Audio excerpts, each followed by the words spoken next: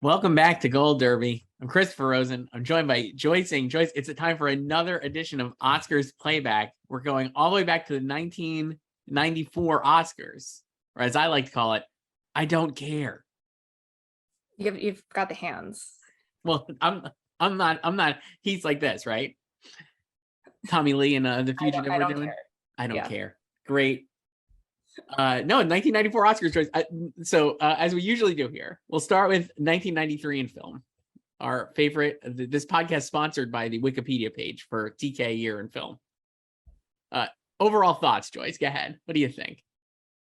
A great year. I remember this year very well.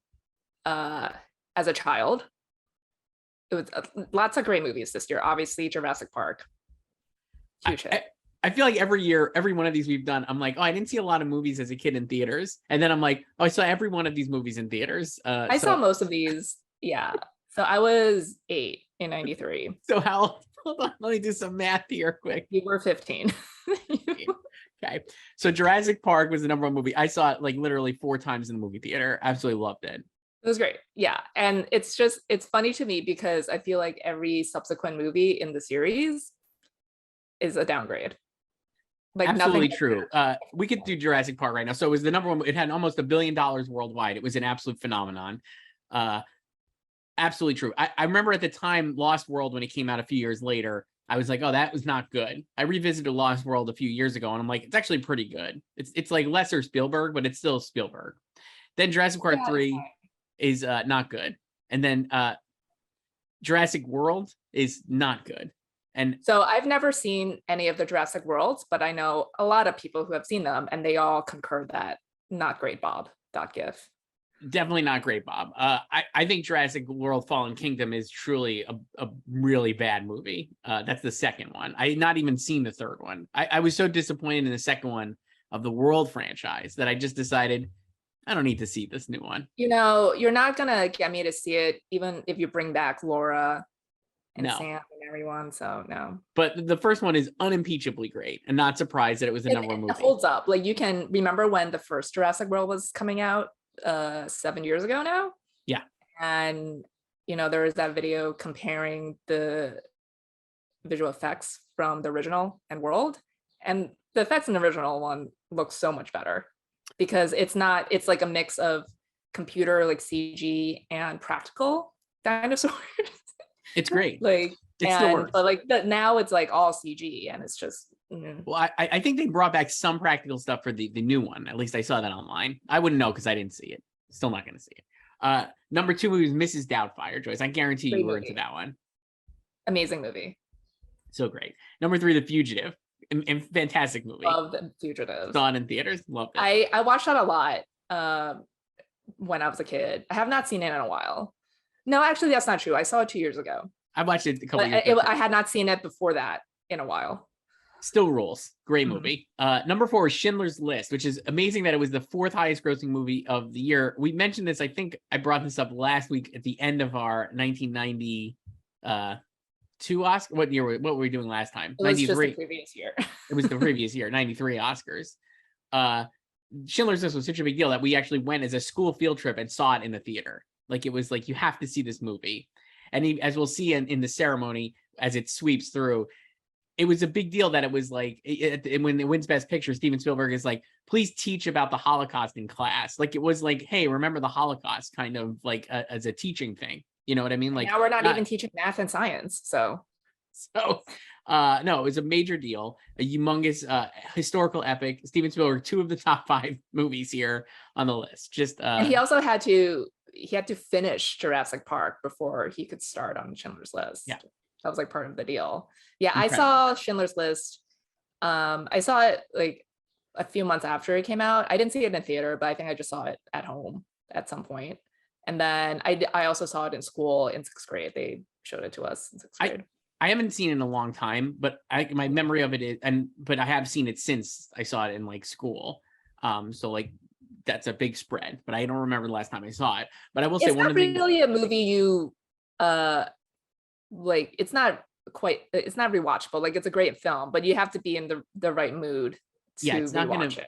You're not gonna hear Bill Simmons doing most rewatchable stuff about the Schindler's List. But Yeah. one of the things I was always fascinated by about it is that it's like such a obviously devastating, serious subject matter, and yet the Spielberg is such a great filmmaker that it is actually, it's weird. It's not rewatchable, let's say, as we consider like Mrs. Doubtfire, but it is like incredibly like watchable and compelling, and he makes it so like Yeah, and it's so long, but you essential. don't feel it. And it's not like, it is just so it's like a perfect use of the medium of film, where it's like not a homework assignment, but you're actually like being able to show people something they've not seen before, let's say. And it is like, now I think it's a cliche probably to think like Oscars and like talking about World War II and the Holocaust and stuff, but like this was like not totally it was like not a new thing, but you know what I mean, it was not, it is not like overdone at the time. Like I think Schindler's List was like the start of a trend, let's say. There were a lot of important movies this year. Important I think is the right word, and it's a great moment. And honestly, we'll talk about this during the ceremony. Just a wonderful ceremony. Every one of these winners is great. Every one of these speeches is incredibly emotional and compelling, and Spielberg is such a deserving winner, I think, for this, that it's just like really holds up. We'll get to that. Number 5 is The Firm, which I just rewatched, Joyce. Over 2 days. Over 2 days, because I fell asleep watching it the other night. Here's what I remember about The Firm. The Firm was obviously a major book.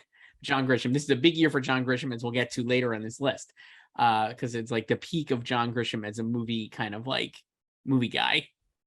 I remember this was like one of the first adult books I read. I'm not a reader, Joyce. Writers don't read, we write, as we know Nick Miller once said.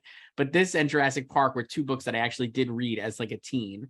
And I remember reading The Firm and like being like, oh, it's like a little edgy, because it's like obviously not for like a 14 or 15-year-old, but I was like, it's enjoyable. And I didn't see The Firm in the theater, but I did see it like later that year on VHS.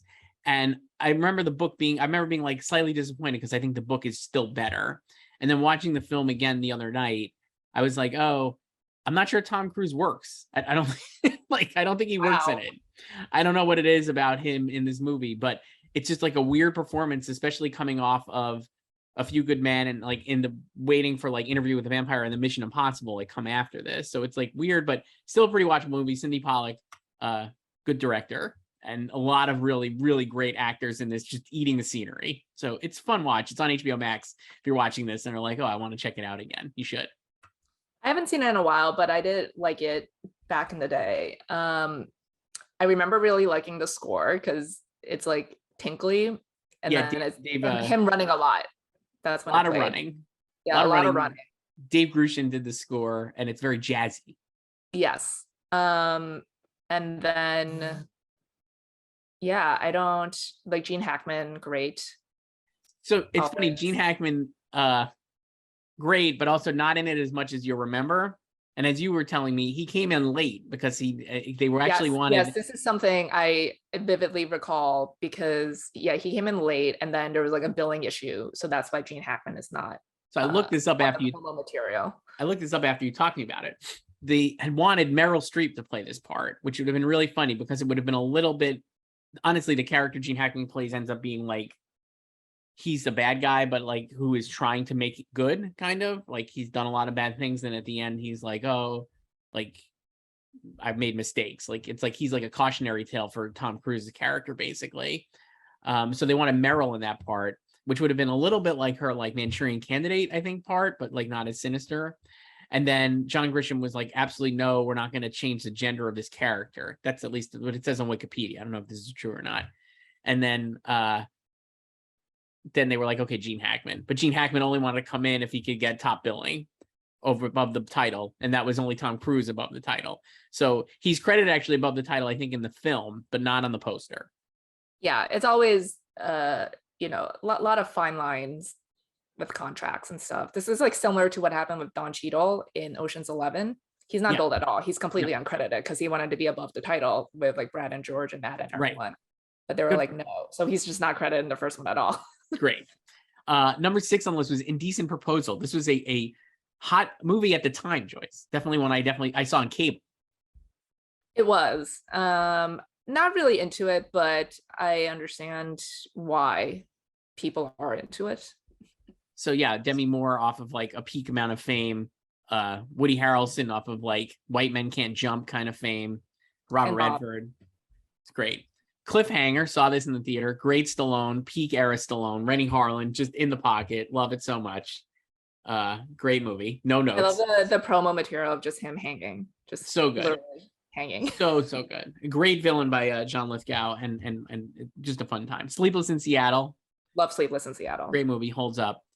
Philadelphia, number 9 at the box office. What a year. This is just like, these are great movies, and like that they made a lot of money. It's just so heartening. Nowadays it's not like this, but Tom Hanks again, back-to-back Tom Hanks. Also the first big mainstream AIDS film. They had as we'll talk about here. Tom Hanks actually recently said like, oh, he would never be able to play, nor should he have played, not now. If they were made in Philadelphia now, like a gay actor would have played Andrew Beckett, who was his character in Philadelphia. And I think that's absolutely true. But I also think it does not in disservice, but obviously like this was such a huge movie. And I think it really put, AIDS in mainstream Hollywood and culture in a way that it hadn't been. There was no other movie. I think, and The Band Played On was like an HBO movie that had focused on the AIDS crisis. And then Philadelphia was like the first actual movie with real movie stars to do so. So it was that was the whole point of casting him, is to make people comfortable because you like him. There's like full like sections in Inside Oscar, which again you don't have. And I don't read Joyce, so you'll have to tell me. But yeah, that's the idea around the movie. Yeah, and I think so like Nora Ephron, who directed obviously Sleep in Seattle, said like, it like that Philadelphia was lucky having quote boy next door Tom Hanks playing the protagonist. Quote, there's something familiar about Tom and people find it easy to relate to him, and that hammers home an important truth about AIDS, that it's in your neighborhood and could happen to anybody, end quote. Right. Pretty great. And I mean, like my main takeaway from this Oscar choice is, as we did last week, Billy was terrible last week, right? In the 1993 Oscars. He doesn't come back. Whoopi hosts for the first time. We've actually done this so out of order that we did already Whoopi's second time hosting, which was, I think, 1996, right? Yes. Get confused on the years. But I didn't think she was very good her first time here. I think she's like a little stiff, and like it's a tough ceremony because you have the winners are Schindler's List in Philadelphia, basically winning like a lot of awards, and The Piano. These are all like really serious, heavy dramas about like, weighty issues and all these different things. But all the speeches are wonderful. And I think Tom Hanks' speech is like all time. And I'm sure we'll talk about that because it like launched. Well, it's one of the most famous speeches. Certainly one of the most famous speeches, but it's really, it gave us In and Out. Yes. And then the 10th movie was Pelican Brief at the box office. Another John Grisham movie, Julia Roberts and Denzel. So looking at this again, just like peak star era, lots of major stars, Harrison Ford, Robin Williams, a couple of Tom Hanks, a couple of Denzels, a Julia Roberts, Sylvester Stallone, Demi Moore. And also Denzel was someone similar to Meryl, who John Grisham did not want in this film. Yes. Bad call, John Grisham there, because he's great in these movies. So those are the top movies at the box office. And then obviously, Joyce, I wrote down about 400 movies that were great this year. I'm just going to start reading off some. You tell me what you got to. The most notable one, I think, that we could talk about, there's a few, but Groundhog Day was a huge movie for me. Loved it so much. Still love it. Great movie. I've not seen it in a while, but very funny. Great movie. Great Broadway production also. That was a great musical that closed too soon. It was wonderful. Sandlot, iconic film. Up there in the pantheon of great 90s kids movies, obviously with the Mighty Ducks trilogy. And I told you this last week that it's my 4th most watched film of my life. Obviously, the Mighty Ducks trilogy is the top 3. Right. And then Sandlot. It's like several rungs, and then Sandlot 4, and then 5 would be Saving Private Ryan. So those are my top 5 most watched films. But great film. Yeah. Dave with Kevin Kline. Love Dave. Great movie. Loved it so much. Sliver. Here's an interesting story about Sliver. It's got Sharon Stone and Billy Baldwin. And I remember I went to see it, but it was R, obviously. So we had seen Basic Instinct on VHS. So clearly we were like excited about seeing another Sharon Stone R-rated movie, but had to sneak in. And like, I remember like not telling my parents that I was going to see it. I think we like lied and said we're seeing something else because it's like, oh, how are we going to get in to see Sliver? And the thing about Sliver is it's not good. It's pretty boring, I think, and like compared to Basic Instinct, which is like not just titillating but also like really good and like exciting. Sliver is like a real downgrade. Not what you want. No, I remember I watched this when I was like 12 on TV, and I was just like, this is boring. There's a lot of UB40 songs though. Yes, I love UB40 yeah. though. Another one that I was like one of my first theatrical, maybe this isn't that good. Last Action Hero, Arnold Schwarzenegger. Not really into that one either. Now that's gotten like a little bit of, I think, like a reconsideration, and people are kind of more into it now. But I haven't revisited it in literally like this long, like whatever, how many years ago this is, 30 years. So I'm not 29. So I'm not actually sure if it holds up. But that was it. Yeah, I've only seen it once, and I was not. Here's what I loved. Another story. I saw this one in the, there used to be a Cineplex Odeon in Soundview, Joyce, in Port Washington. Now I think it's long closed. Saw In the Line of Fire there. Great movie. And as we was getting to its climax, the projector broke. Wow. And we had to go back the next day and watch the rest. But I love In the Line of Fire. Great Clint Eastwood movie. Really entertaining. Great John Malkovich. Was it like a special showing for you guys, or did you just attend another screening? We just went to another screening. They were just like, oh, the theater broke, come back tomorrow, basically. Well, you don't have to pay. It was like probably like a voucher or something for the ticket, but really great movie. Loved it so much. Yes, very good. Rookie of the Year. We talked about this kind of last week. Great. Henry Rowan Gardner, I believe.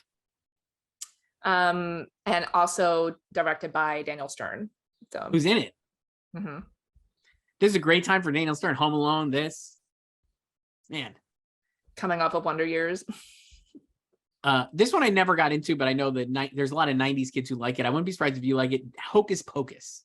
Love Hocus Pocus. And today the sequel trailer just dropped. Yeah, we're recording this on Tuesday and the trailer just went up. The Sanderson sisters are back, Joyce. I think that means something to people who like I don't, so like I'm totally fine like not having sequels and like spin-offs of my favorite shows and films. So I don't need a sequel. So like I'll watch it, but I'm just like, I'm not like hyped about it like a lot of people are. Like I'm fine, like once things are over, they're over. Like I'm fine moving on from things. We don't need to come back. It doesn't need you don't need to come back. You don't need to revive shit. Right. Just watch the we can watch the first one. Yeah. Here's another one of Chris Reed's books. So it's a small list, but Rising Sun, which was a Michael Crichton book that they turned into a movie with Wesley Snipes and Sean Connery. Read this book. Harvey Keitel. Read this book and then saw the movie at home. A not very good movie, if I remember correctly. But I love Sean Connery and Wesley Snipes. So I was like, I'm definitely into this. And the book I remember being like, again, a little like trashy, scandalous. And it was like, oh, Michael Crichton, he did Jurassic Park. I should read this book. Other ones I wrote down. So I Married an Axe Murderer. That one I didn't see in the theaters, but definitely loved it on VHS. And now revisited, I never revisited it, but apparently it was the basis of a Netflix show that exists called The Pentaverate with Mike Myers. That he based off of like yesterday. Yeah, that he based off like a joke from this movie. But a good movie. True Romance, love it. No Notes, saw it on home on VHS. Great Tony Scott, just all time. Yeah, I haven't watched that one in a while. Either. Really quite good. I'm sure it's just problematic in 5 million different ways. But I really enjoyed it at the time. Dazed and Confused, saw it on VHS. Obviously a notorious flop that has lived on as a cult classic. Other ones I wrote down, let me see. Oh, Demolition Man. Saw that in the theater. Loved it. What a time for Stallone and Wesley Snipes. They're just in all these movies. That I remember. So then when Speed came out, I was like, oh, it's Sandra Bullock from Demolition. Yeah, that's exactly right. She was like, that's how you knew her. Demolition Man, Sandra Bullock. A couple more, and then I'll stop filibustering. Rudy, which I think we talked about previously. Great movie, all time. Sports is Rudy. There's also Cool Runnings. Yes, love Cool Runnings. Although I have not. I watched that a lot when I was a kid, but I haven't watched that again in a while either. But yeah. Oh, and there's big year for Elijah Wood, The Good Son. So yeah, we were talking about this. He was like a major factor of this Oscars. I didn't understand why. You said it was The Good Son with Macaulay He Culkin. was And what The else? Good Son and also The Adventures of Huck Finn, obviously. That was all this year. Yes. So he Did was you not like, watch The Adventures of Huck Finn? I'd never seen it. You need to rectify that. Is it on Disney Plus? I don't know where it's on, but I mean, it is from Disney, so it should be. I have not watched this in a while either, but it's great. Jason Robards is in it. Big year for Jason Robards as well. Yeah, he's in Philadelphia. Yeah, and Courtney B. Vance is in it. So obviously, it's based on Adventures of Huckleberry Finn. Right. But yeah, I was telling you that Elijah Wood was very famous to me when I was a child because he was in a lot of films. Child actor, and as we'll see during the Oscars, probably the best presenter. He's really into it. He's quite good. Well, do you know the drama of what happened and how he got the gig? No. Because Macaulay Culkin, famously, he was supposed to do it. But his dad, famous stage dad, Kit Culkin, had issue with one of the jokes because if he was supposed to do visual effects and then a dinosaur, they do it with Elijah Wood, and dinosaur is supposed to come out with like the winner. And then the joke, I think Whoopi's supposed to say it, is like, oh, like that's your dad, basically like he's old. And Kit did not like that. So then he's like, Macaulay's not presenting. Wow. I did not know this. Yeah. So funny. I had issues with that presentation because, as we'll talk about, because it was obviously the fix is in for Jurassic Park, but it felt like, don't have the dinosaur come out. I mean, like, I don't know. It's not fair to the other nominees. It's like, oh, haha, here's the dinosaur from Jurassic Park. That obviously it's going to win an Oscar. I mean, is that any worse than having presenters present a category in which their film is nominated? No, which we've seen multiple times in this show, actually. There's a lot of examples of that here. The other two one other one I want to bring up, Nightmare Before Christmas, which I remember watching at the time. You like that a lot. I have not seen that in a while. And what's my first memory of that movie? It's what? It's one of the trailer before on the D2 the Mighty Ducks VHS. So whenever I put in my VHS of D2 the Mighty Ducks, one of the first, there's like two movie ads in the beginning, and one of them was The Nightmare Before Christmas. So I always fast forward through it to get to here. Joyce, I have a prop here. Wow. On VHS. It's one of these guys. The puffy case, man. Puffy case. So yeah, my daughter really loves this movie now. So I've seen it about 400,000. It has great songs. Really great songs. I didn't actually see it. I think I remember I rented it at the time. It's also like 80 minutes, which is great. And another thing is that you think it's directed by Tim Burton, but it's not. No. It's Tim Burton's Nightmare Before Christmas because he just produced it, but it's Henry Selick who directed it. This really is like how people think like Shonda Rhimes created How to Get Away with Murder. And it's like, no, she's just a producer. Right. It's Pete Melbox. So that's how it works. Any other movies, Joyce? I wrote down a ton more, but I'll put a pin in it on my end. Free Willy. Did you watch Free Willy? I was never into Free Willy. Rude. Malice. So Malice rules. Came out on my birthday weekend, and I remember being so psyched about it, and never saw it until VHS. Fantastic twist ending. I still think the ending holds up. And there's a great scene with Anne Bancroft where she plays like just the biggest drunk, and it's so good. I think I just love that. I love that performance. She's really, really good at it for like one really scene. I really enjoy Nicole. It's funny watching Nicole, and obviously you have the Alec Baldwin who's now fraught, but great. I am a God scene is awesome. And like Nicole is really good because it was one of those, I mean, it's probably such a silly twist. And I bet you if you showed it to people now, they'd just be like, who cares? But I remember at the time being like, oh, Nicole is the good, like it's Nicole Kidman. She's not going to be like the evil guy. And then she's the bad guy, right? Like, it's like, she's in on it. And it's like a really good twist, I feel. And it's by our guy, Aaron Sorkin. Oh, yeah. And Scott Frank. Great. It feels a lot more like Scott Frank than Aaron Sorkin, honestly. It's true. Yeah. What's Eating Gilbert Grape? Never actually seen it. How about that? Wow.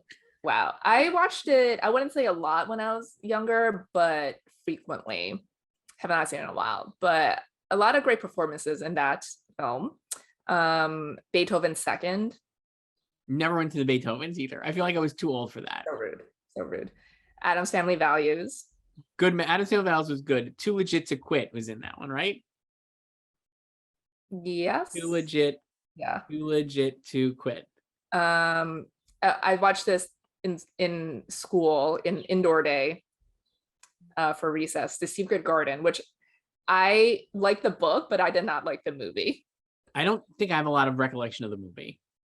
Yeah, it like, but I remember because like, you know, because recess is only like 30 minutes, so it took like multiple days to get through the movie, and I just remember being like, we got to finish this, and like, let's wrap it up. We need That's to like move me on. with The Firm, Joyce. It's like my own. It's like how I watch The Firm multiple days. And then the Joy Luck Club, which I just remember my dad being like, oh look, they finally made a movie with Asians.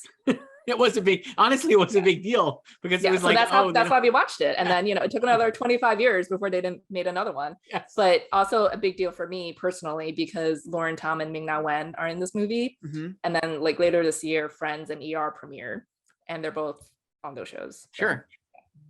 One of the ones I wrote down, a Bronx Tale I was really into. Oh yeah, Bronx Tale. I saw that on VHS like years later, probably. That was like a big one for us in college. Good De and Niro. This Boy's Life, another Leo joint. Yep. Super Mario Brothers. Yeah. I was reading, I forget which movie John Leguizamo was going to do. Oh, it was Philadelphia, actually. Philadelphia. He was going to play Miguel. Yeah, he was going to play the Antonio Banderas part. Yeah. And then he left to do Luigi in Super Mario Brothers. No notes. Sure. No regrets, truly.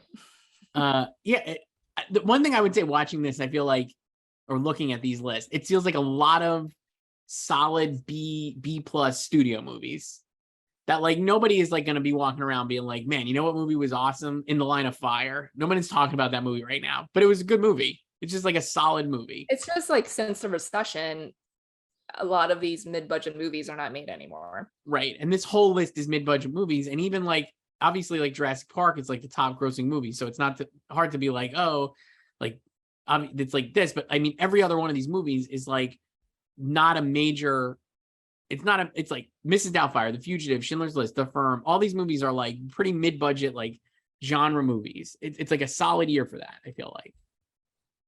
Yeah. I mean, that's most of the 90s, really, until the recession. And then now it's just like IP all the time. Right. And reboots, revivals. So that's what the Oscars was. I left out some movies because obviously we're going to talk about them here, I think, as we get to it. So the 66th annual Oscars, Joyce. It was also weird that they kept referring to it being 66. Yeah, I thought that was strange. Like multiple. It's not like it's 65, which I can understand, you know. But yeah, because like Whoopi says it's another Monday ceremony. So the Monday ceremony took place Monday, March 21st, 1994. It's another 9 p.m. 9 p.m., but 3 hours and 18 minutes, 15 minutes shorter than the previous year. So Congratulations to Whoopi running a tight ship. Mm-hmm. The viewership went up about 500,000 viewers. 46.2 million people watched Schindler's List. Win Best Picture. And also Jurassic Park. 10 Oscars in total for Steven Spielberg movies. So Schindler's List led the way with 12 nominations. Then The Piano, The Remains of the Day had 8. The Fugitive and In the Name of the Father had 7. And then Age of Innocence, Philadelphia 5, Cliffhanger and The Line of Fire and Jurassic Park 3. Schindler's List won 7 Oscars, Jurassic Park won 3 Oscars, The Piano won 3 Oscars, and Philadelphia won 2 Oscars. What a great, I mean, this is just like all-time winners, I feel like. This is a really good ceremony. It really was a lot of good winners. But we'll start... and even though it's concentrated, like the multiple winners, it's just 4 films. Like those are pretty great films. And then you also have, you know, like Mrs. Doubtfire winning makeup. The other thing I found watching it, and you can tell me if you thought this too, is even though Schindler's List won 7 Oscars, the way it's spread out is like really interesting throughout the ceremony, because like it goes almost half the ceremony without winning anything, because it doesn't win any acting. That's also what happened to La La Land. Right. But then it wins Best Picture and Best Director at the end, and it feels like, oh, it doesn't feel like as, I guess what I mean is it doesn't feel like as overwhelmingly like, oh my God, I can't believe Schindler's List won another Oscar. I think the other thing is people not only expected it to win, but were ready for it to win and also wanted it to win. Like They wanted it to win. They wanted Steven Spielberg to win. Like there's a lot of quotes in Inside Oscar being like, like Robert Altman, like he knows, like he's gonna lose to Steven Spielberg, and like they're all like fine with it. It's like they know it's his time. It's his time. That was the big thing here. It was his time. Like this is his moment. Finally getting a Best Director and a Best Picture win after many, many years of making incredible movies that were shunned by the Oscars. And it is a great movie. It's like even now you're not going to be like, man, you know what movie's not good? Schindler's List. It doesn't hold up. It holds up. It's a great movie. Like, I don't think there's any question. This is one of the top best picture winners we've had here, honestly. I mean, maybe like I like Silence of the Lambs more because it's like more rewatchable, but like of these 90s winners, I don't know. I feel like this is like really one of the best. This is like, if not the best, then maybe like the second best. Yeah, like there's no one would argue No. with this one. So you were sending me a lot of these. We start as usual with the red carpet arrivals, Joyce. Yeah. This is how they opened. I just wrote this one down. You could definitely tell me what you got. This. I just wrote this. And this is the first one. Hollywood's biggest night, 66 Oscars. Here we go. A welcome addition to the Oscar cast and a presenter, Christian Slater, bringing out the A-list. Yeah, pump up the volume. It was a big year for him. So, I really enjoyed this. This dedicated actress will be a presenter this evening. Madeline Stowe from Shortcuts. Unlawful Entry Hive, rise up. New film star and nominee for original song, Janet Jackson. Incredible. New film star. That's poetic justice, that intro. Yeah. Fine young actor, also a presenter tonight, Nicolas Cage. So it's funny that we've done this completely out of order with no rhyme or reason, because it's like watching, like, it's just so strange because we've seen him win an Oscar, obviously, for Leaving Las Vegas. And but also, so at this point, he's 30, which is young. Right. So like, yes, sure, fine young actor. But also when I was a child, we were talking about this last week, everyone just seems super old to you when you're a kid. Yeah. So like to me, like 30 just sounded really old. Cause I also remember in first grade, we had to write about like what we want to be when we grow up. And like one of the prompts was like, when I'm 30, I'll be. And I just remember thinking like, oh my God, that's like retirement age. You know, it's like so old. It felt so far away. This made me laugh too, because so like literally like 2 years from now, he'll win Best Actor. So it's he goes from guarding Tess as like, hey, look at this fun young guy playing opposite Hollywood legend Shirley MacLaine, to Leaving Las Vegas and then The Rock, and like he's like one of the biggest stars in Hollywood for like 3 or 4 years. And he already had Moonstruck. Right. And he already had Raising Arizona, which was like a cult fave, but like this was like, I don't know, I just thought that was funny too. Here's what I wrote down, Joyce, because it's wrong. 1990 Oscar winner for Reversal of Fortune, Jeremy Irons. I guess that's technically right because the movie came out in 1990. No, it is right because he's the best actor of that year. But the ceremony is just in 91. He is 1991. Again, Schindler's List is the best film of 1993. It's not the best picture of 1994. No, but it's the 1994 Oscar winner for Best Picture. Because 1994 Oscars. It's the ceremony takes place in 1994. It's the best picture of 1993. Okay. The year 1994 is not over. We're in March. Coda is the best picture of 2021, not 2022. People but it won 2022. It won 2022's Best Picture. It won in the year 2022. Yes. But it's the best picture of 2021. Here's another one I wrote down. And how many times have we said this in this run? 5-time Oscar nominee Glenn Close. Like, I think it's literally the third one we've done in a row. Unbelievable. Because it's also because again, she got 5 nominations basically on the trot in the 80s, and then nothing for 23 years, and now she's an 8-time nominee. Unbelievable. And then I got heavy favorite for Oscar recognition, Steven Spielberg. Heavy. Yeah. No notes, I guess. What any other ones did you write down? At age 12, already a Hollywood veteran, Elijah Wood, not wrong. And then later when he presents, they also intro him as a veteran. It's awesome. So, yeah. A glamorous Hollywood couple, both of whom will be presenters on tonight's Oscars cast. They really love Oscars cast. Said it multiple times. Nicole Kidman and Tom Cruise. That was cool. Now, Tom Cruise in this, I was wondering, like, I don't remember. I was trying to figure out, I actually Googled, I was like, because he's got like long hair and a beard. So he looks like Last Samurai Tom Cruise, but that's not for a few years. Or Mission Impossible 2 Tom Cruise, but it's also not for a few years. And it's after Interview with the Vampire, right? Because that came out in 94. It came out in 94. So is he, but he doesn't look like that in Interview with the Vampire. So what does he prepare? Or is he just like, this is how I look, like beard and long hair? Yeah. I guess that's it. That's his look. So he wasn't filming anything. He can just grow out his hair. I mean, why not? I don't know if he still can. I haven't seen him in a beard in 25 years. I mean, the man's going to be 60 this weekend. So still looks great. He does. How, the top 2 movies this weekend starring Tom Hanks and Tom Cruise. Love it. I saw Elvis, Joyce. We can talk about that I another like time. Wow. Any other intros, Joyce, before we get to Whoopi?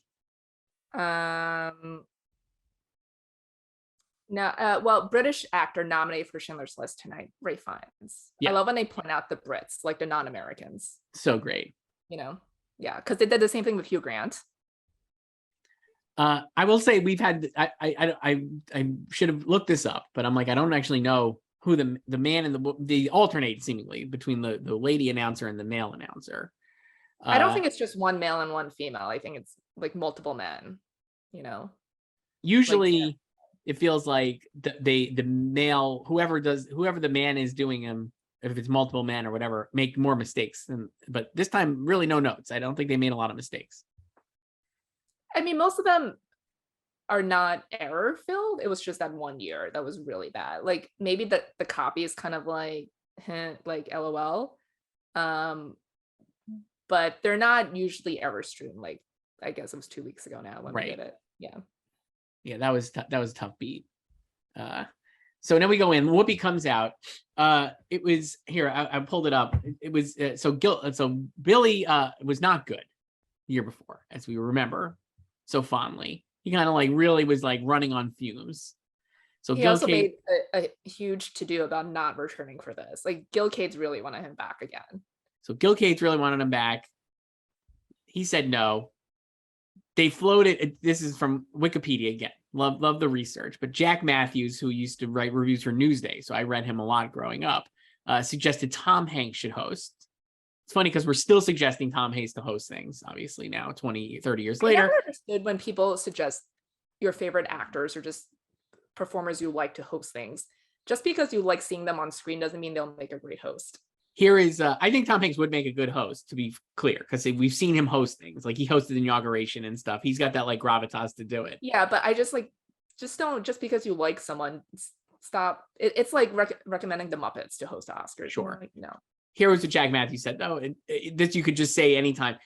Tom Hanks has the charm, dignity, wit, intelligence, and it's worth mentioning he's a movie star, which feels like what everybody was saying about like Tom Holland and Zendaya for this year's Oscars. Like, get a movie star to host it. It's great. Anyway. You want ratings to go up? Yeah, exactly. Tom Hanks didn't host it. No kidding. Apparently, according to this, Gil Cates offered the role to Steve Martin, future host, Bette Midler, and Johnny Carson. They all turned it down. So then Whoopi Goldberg ended up being the host. Won an Oscar. First time a woman is hosted alone, I believe, right? Yeah. She kind of mentions it. And also, obviously, the first Black woman. Correct. Host. So it's like a historic first. She mentions that in her opening. And there was like a lot of like, it's weird to think about now, I guess, because I'm like, she won an Oscar, like she's part of this club, but everybody was like, what is Whoopi gonna say? Like, I feel like that was like the narrative here in a lot of this coverage, that she's like a loose cannon. Yeah, and then she references that in her monologue, that she'll be too political. Well, also remember last year, Gil Cates very upset with Richard Gere, Susan Sarandon, and Tim Robbins for being political. Yes, they were political, and he wanted to keep it apolitical. Yes, which in itself is very both sides. Yeah, I would say his wanting to keep it apolitical is in itself political. Yeah, Whoopi comes out and she goes, there haven't been this many white executives in Hollywood nervous since Heidi Fleiss, I believe. That's her like opening joke. Remember Heidi Fleiss was like a thing. Yeah, Hollywood Madam. So and then she's like, I like I said, I didn't think her monologue was very like her monologue we did the other time, which was after. I honestly watched this yesterday and I don't really remember anything from her monologue except her political run there, but I can't even quote it. It's just kind of forgettable. Yeah, because she like hosted her whole stint in general. Right. She hosted in 96, which we liked. That was the wasn't that the Braveheart year?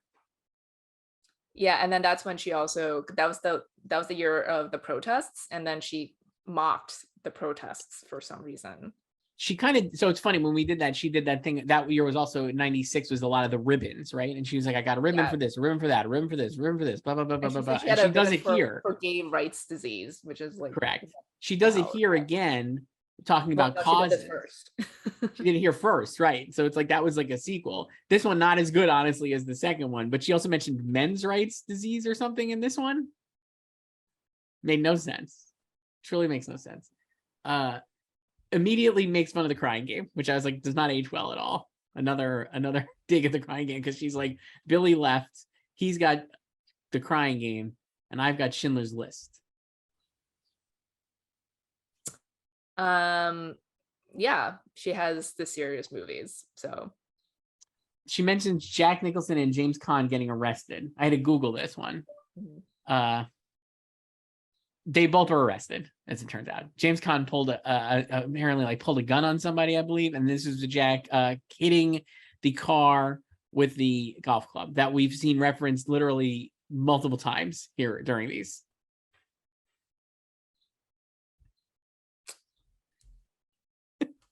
Nothing. I mean, what are you gonna do? That was it. That's all I got written down for. I wrote down those 3 things for her monologue. That was I told you, like, I no memory of what I watched yesterday. So not the greatest opening, but then, like I said, we get to the winners. So let's just do Best Picture. We'll start with Best Picture, Joyce, because we always start with Best Picture. The nominees were Schindler's List, The Piano, The Fugitive, In the Name of the Father, and The Remains of the Day. Hard to find fault with any of these movies. I would put all 5 of these in. This is a great lineup. Yeah. And just the fact that The Fugitive made it in. Truly a great lineup. And then I was trying to fill out the next 5. So based on Philadelphia was definitely 6. So Philadelphia clearly is 6. And I think Jurassic Park is 7. Mm-hmm. And then I put Age of Innocence in at 8. Now, Age of Innocence was like Scorsese still not winning favor with the Academy, but doing an Academy movie, right? Like this was, so everyone, when he announced that he was doing this, everyone's just like, what the hell are you doing, dude? He's doing Merchant Ivory, basically cosplay. That's what it felt like, right? Like this stuff works. Not Emma Thompson, Michelle Pfeiffer, Daniel Day-Lewis, Winona Ryder, good stuff. It's actually a good movie. And I think it would have gotten in at 8. And then I have What's Love Got to Do with It at 9, two acting nominees, a major biopic kind of thing. And then I put In the Line of Fire at 10. I don't really know though. It's like this would have been a great year to have 5 to 10 nominees, because I think you would have easily had Philadelphia, Jurassic Park, and Age of Innocence, and that's it. But filling out a full 10, I can't remember what's Love Got to Do with It and In the Line of Fire. I guess you can probably maybe do Shadowlands as like a lower tier one. Maybe. Because I got a screenplay nom, and obviously Deborah Winger got in, and also acting. starring Anthony Hopkins. Right. Yeah.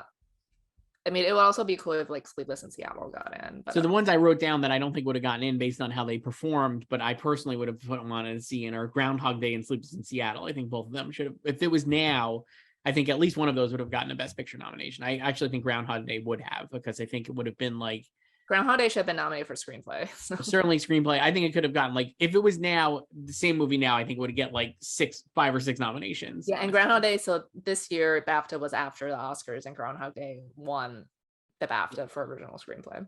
Yes, though that I still think The Piano probably should have. You know what I mean? It's like weird because like these are good movies, but I definitely think it should have gotten nominated. And then I don't know. So the one thing I thought was funny is Robert Altman had been kind of a Hollywood pariah going into The Player, right? Like, and then The Player was like a big hit. He gets nominated for Best Director. I still think it should have gotten like more nominations. And then he follows up The Player with Shortcuts and gets another Best Director nomination. It just felt like, oh, remember Robert Altman? He's great. So maybe that gets into Best Picture if there's 10. I don't believe so, because it didn't really do well anywhere else. No, it's just a directing branch going ham on him. Right. And yeah, like there's a quote from him in Inside Oscar when he calls it like a shallow victory, because he's like, why am I the only person singled out from this film, basically, you know? Right. But he's like, you know, Steven Spielberg's gonna win, so I'm happy for him. Right. Whatever. I guess looking at this, like we've done this a lot, and it's always clear that there should be some movies that just shouldn't be nominated. But again, this 5 is like really good.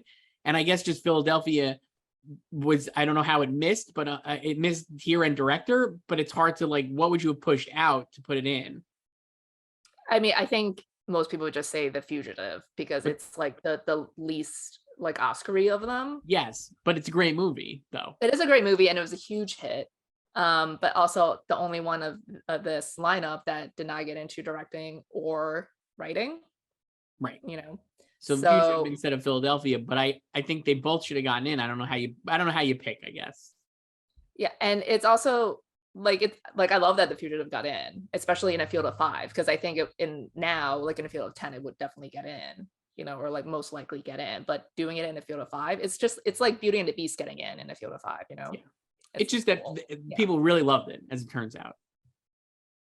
Yes. Yeah, but like Philadelphia, critically the reception to it wasn't the best, it was a little and obviously mixed. Yeah, and people were like worried before it premiered about how it would do, and obviously it did really well with like Tom Hanks and Denzel Washington in it. Made a ton of money. So I don't know, maybe homophobia. I mean, it could be. Yeah, definitely. So I mean, like the fact that like Jonathan Demme, coming off of Silence of the Lambs, couldn't get in either. So I thought that too, but then again, we'll go to Best Director. So Spielberg wins for Schindler's List, Jim Sheridan for In the Name of the Father, Jane Campion for The Piano, historic nominee, James Ivory for Remains of the Day, and Robert Altman for Shortcuts. I definitely think Jonathan Demme should have gotten in, but again, those are 5 really great nominees. I guess you would say Robert Altman knocked him out for Demme. Well, yeah, because Shortcuts, like this is. Do you hear the dog barking? Oh yeah, that dog is like, keep Robert Altman in. How dare you? I'm a huge Shortcuts fan. That's my neighbor's dog, sidebar. Barks at everybody. Does not matter how long you've walked past that dog, how many times you walk past that dog, barks at everybody. But yeah, Robert Altman fan, that dog. Yeah, like this is a great lineup, and a lot of men, a lot of straight white men pressed about Jane Campion's nomination. Pretty strange that they were, because it's so obvious that the movie's great. But I mean, like, yeah, but also like a lot of people. Let me see. Did I like bookmark this? Yeah, get me inside Oscar quotes, Joyce. Yeah. Like just they felt like, it wasn't good, or like people just didn't get that movie. I mean, it's a very gothic movie, obviously. She's right. Inspired by Wuthering Heights. And there's also, the chapter ends with a quote from Charlton Heston he was asked, like, what movies did you like this year? And he said, I like a lot, but one movie I hated was The Piano, because they never tell you why she's mute. Wow. Yeah. Sounds like Sam Elliott here. I know. Where is this? I don't even know where it is. Okay, so here we go.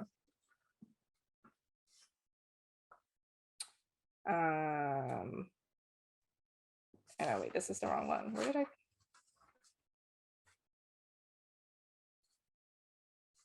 This is riveting stuff here.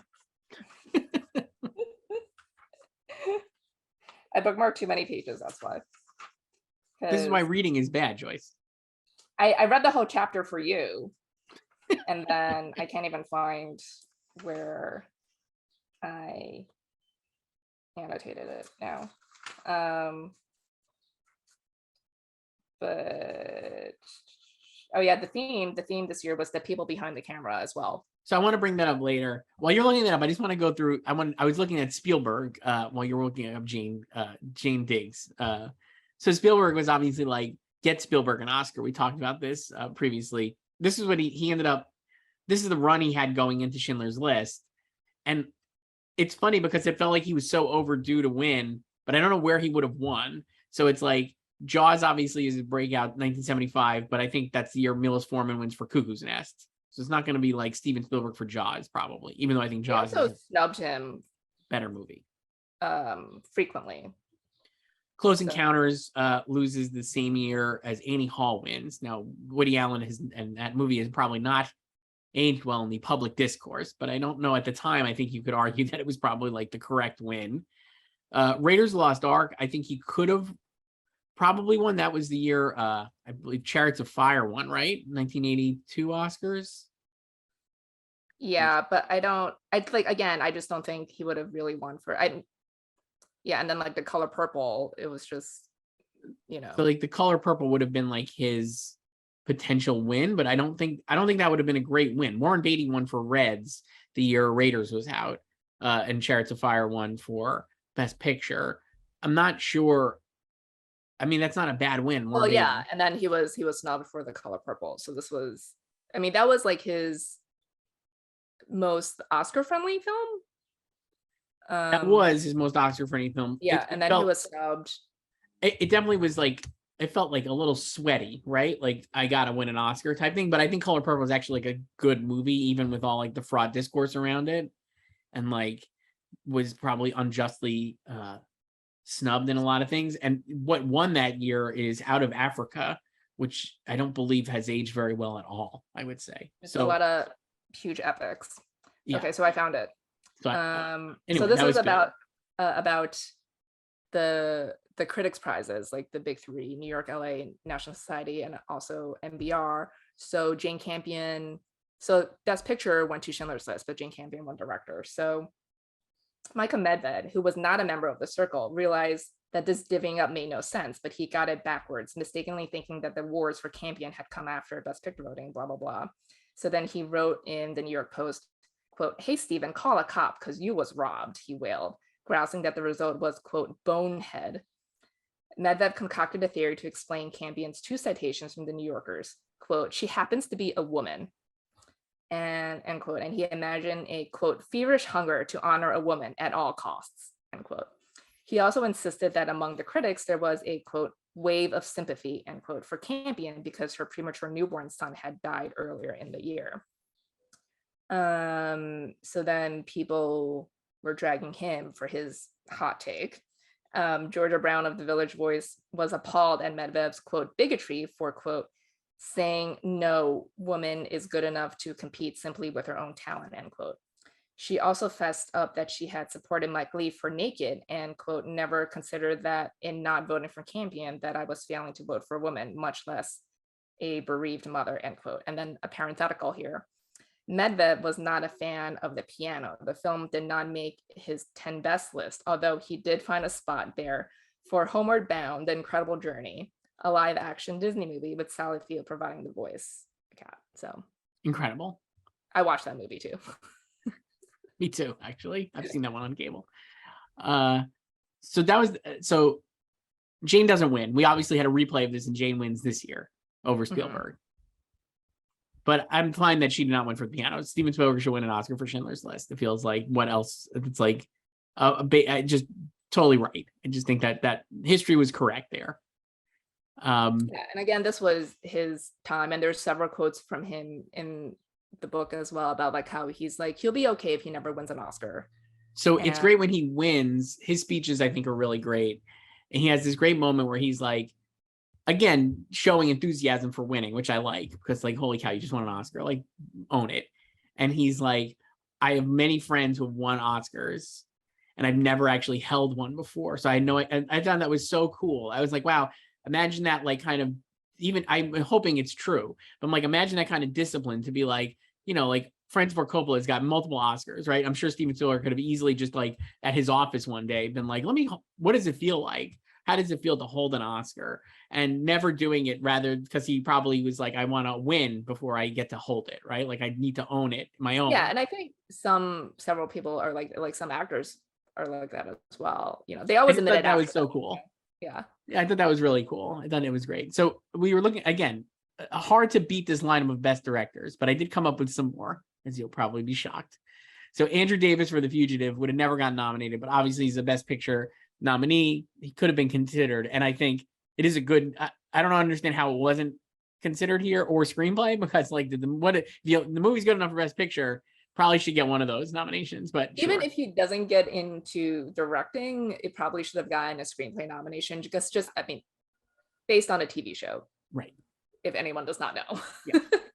And a completely different take on what the series was about, you know.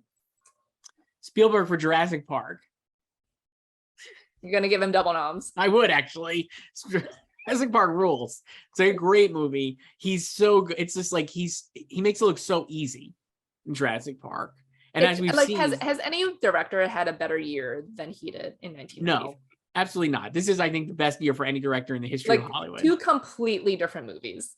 Two completely different movies. Two giant hits. Yeah. Two massive Oscar. And one so innovative as well.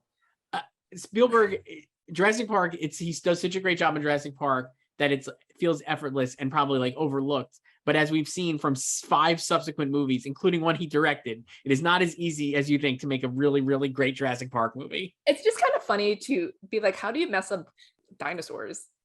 Like after the first one, Well, it's because like, he basically did, this is like Jaws with dinosaurs. That's what it ends up being. Like I think one of the reasons the original is so good is because there is a good balance of the action and the dinosaur stuff with character work. Yeah. And I don't think really you don't get that at least in 2 and 3. And I will say, like, Spielberg, one of the things I think he's great at, and maybe like somewhat underrated, maybe I'm saying something that people have said before and I'm going to look like an idiot, but I think that he's really good at picking like non-stars, with the exception of like, obviously he's worked with like Tom Hanks and Harrison Ford and all these major people, but like in a movie like Jurassic Park, none of those people in that movie are like A-list stars, right? It was like Sam Neill, Laura Dern, Jeff Goldblum, and like a bunch of character actors, and it completely works. It's so good. And then even Schindler's List, the same kind of thing. Like Liam Neeson is not like a major star, where he finds a newcomer, and he purposely wanted that. And it's like, but it's just like he's so good at taking actors who you don't necessarily, and I mean, even up to like we've seen like West Side Story, he's still doing it, like Mike Feist and like Rachel Zegler and all these people who are not stars, and makes them into stars. Well, they're not movie stars, right? Like they're Tony nominees. But right. It's also funny because he had never directed an Oscar-winning performance until Lincoln, and now he has 3 Oscar-winning performances in the past decade. Pretty strange that he never directed an Oscar-winning. And they're like 1 in each category, so he just needs Best Actress now. Which maybe this year, Michelle Williams, we'll see, for Fabelmans. So I'd actually do double noms for Spielberg, and I would probably do him over Demi and put out Robert Altman. Apologies to your friend's dog or your neighbor's dog. Demi for Philadelphia. I have Harold Ramis for Groundhog Day, but I don't think that would ever happen. But I think nowadays it probably would be considered a thing that could happen. I could see Harold Ramis getting like a rogue DGA nomination, not getting in at the Oscars, that kind of thing. Groundhog Day came out today. And Nora Ephron for Sleepless in Seattle. Just a great job. Great movie. She's awesome. Do you think like Scorsese was close at all here? Like how far back do you think he was? Because I don't think he was close. I don't think he was close either, because even though it had 5 nominations, I don't think they really responded to the movie. And I think, again, like I said, I think Demi and Spielberg are way ahead over Scorsese. And I think Andrew Davis would have to be based on the fact that Fugitive got in. So I think he'd be like at best 4th here of like possible fill-in contenders. Yeah. I mean, he was just like never going to win for this anyway if he got in. No. And then he's nominated in adapted screenplay. He is nominated for a screenplay, which we've talked about. We did that with Goodfellas. He wasn't going to win there either, obviously.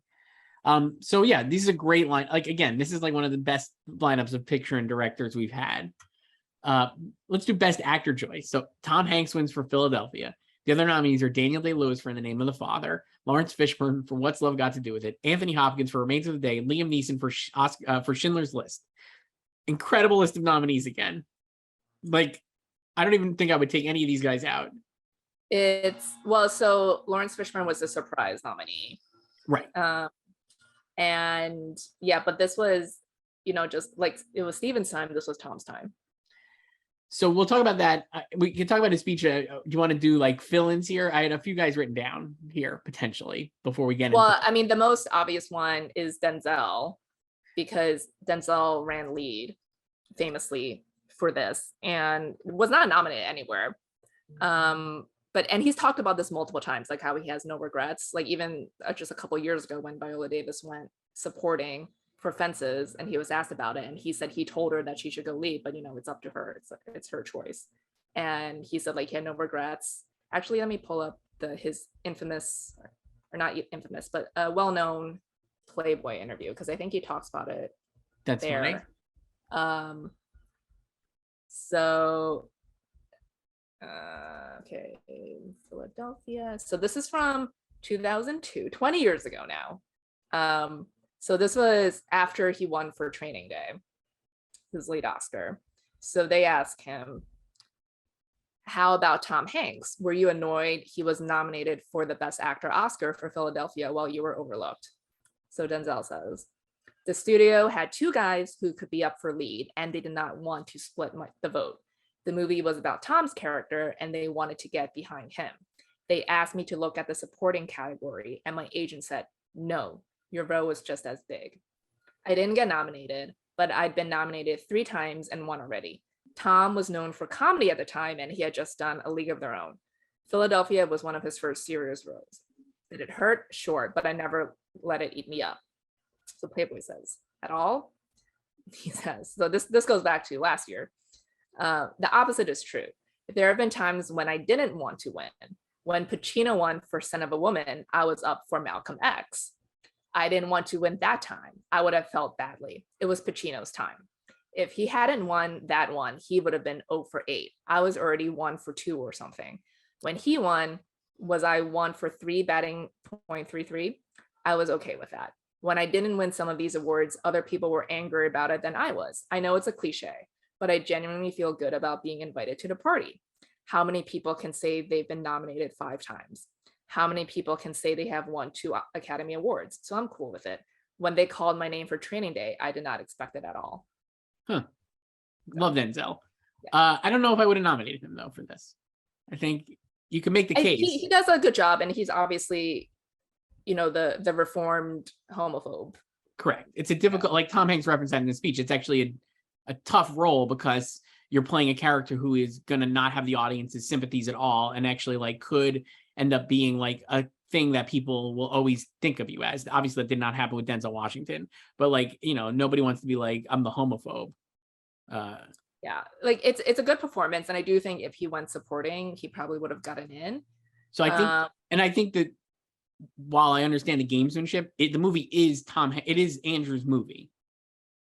It's his character's movie. Yeah, and I think if you want to make the first mainstream studio film about the AIDS crisis, and basically call out the government for being slow to respond because this is affecting gay men, then I do think you sort of have to focus on the AIDS-stricken gay character in the film. Yeah.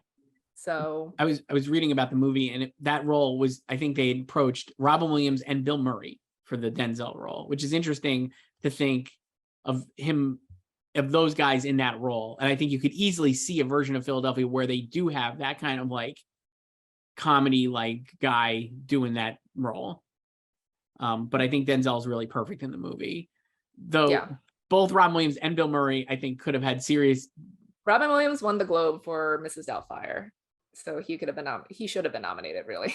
So the people I wrote down as possible nominees were Robin Williams for Mrs. Doubtfire. Actually had him 6th. I think he really could have gotten nominated. It was definitely not a time when they were going to nominate Robin Williams for like doing that outright comedy, I think, or like, Good Morning Vietnam had more drama in it than this. But I just think it's a great performance and like an all-time Robin Williams performance.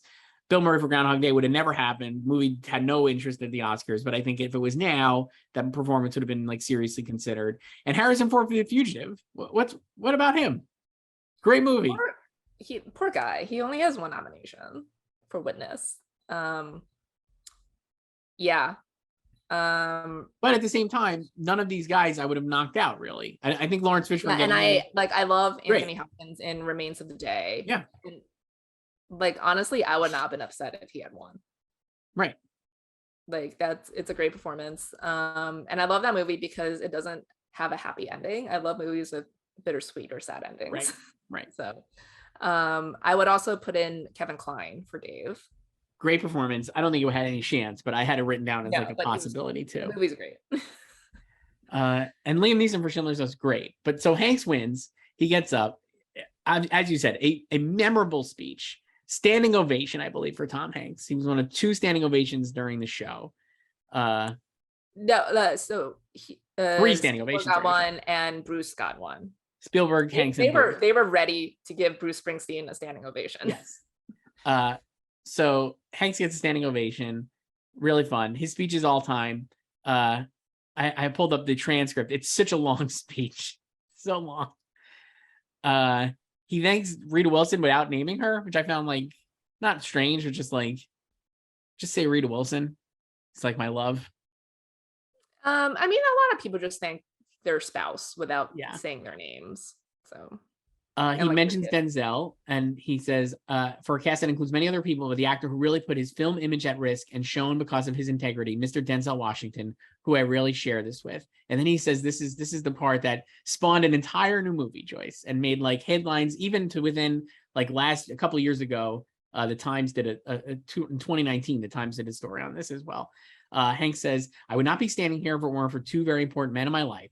So two that I haven't spoken with in a while, but I had the pleasure of just the other evening. Mr. Raleigh Farnsworth, who was my high school drama teacher, who taught me to act well the part. There all the glory lies. And one of my classmates under Mr. Farnsworth, Mr. John Gilkerson. I mention their names because they are two of the finest gay Americans, two wonderful men that I had the good fortune to be associated with, to fall under their inspiration at such a young age. I wish my babies could have had the same sort of teacher, the same sort of friends. And there lies my dilemma tonight. I know that all my work in this case is magnified by the fact that the streets of heaven are too crowded with angels. We know their names. They number 1,000 for each one of the red ribbons that we wear here tonight.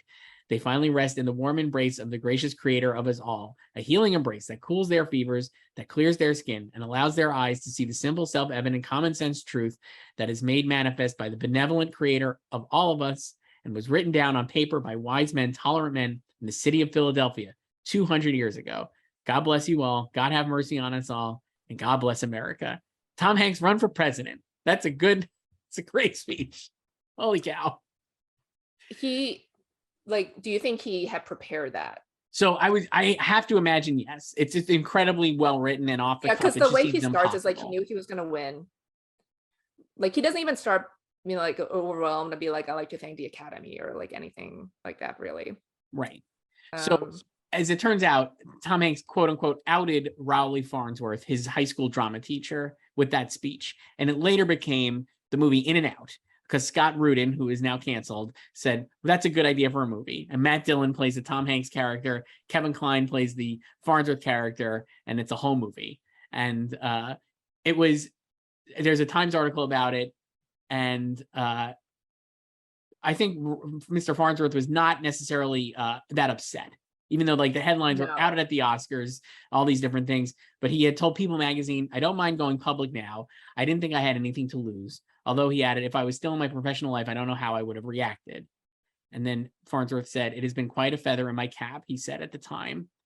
He became a gay rights advocate, working with an organization for gay, lesbian, and transgender teachers, and serving as the Grand Marshal in Atlanta Parade for children with HIV. I think also part of it was that he didn't know that Tom knew he was gay. Right. Yeah. He says here in the People article, I didn't know exactly what he was going to say, but it was just overwhelming. And yeah, it's a very nice moment. It never occurred to me to pick up, he says, he's still pondering, blah, blah, blah.